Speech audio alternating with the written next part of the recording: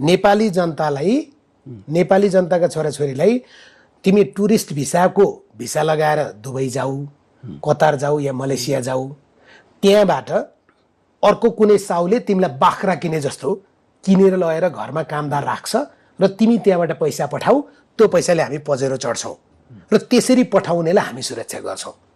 यी हुन् गणतन्त्रका नायक र नायकी, होइन?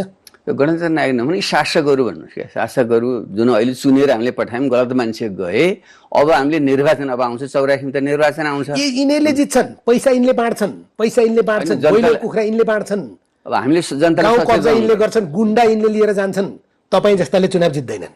होइन, त्यसले जनता सचेत हुन्छ। अब भुल्का देखिसक्नु भएको छैन, पहिलो चुनावले नि अलिकति भुल्का देखिरहेको ती भुल्कालाई त उहाँहरूले बन्द गरिदिइसक्नु हो। कसैलाई अदालत लगाएर होला, कसैलाई अख्तियार लगाएर होला, कसैलाई केही लगाएर बन्द गरिदिइसक्नुभयो, तर्साइसक्नु भयो।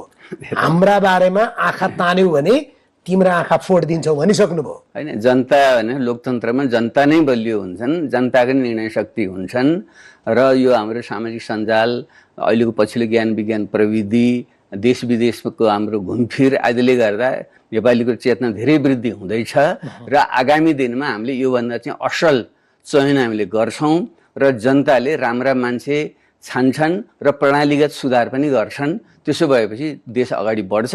त्यो दिशातिर जानुपर्छ। हामी जस्ता मान्छे त्यसलाई योगदान गर्न लागेका छौँ, लाग्छौँ र म पूर्ण विश्वास के छु भने आगामी दिनमा तपाईँ हराइसक्नुभयो।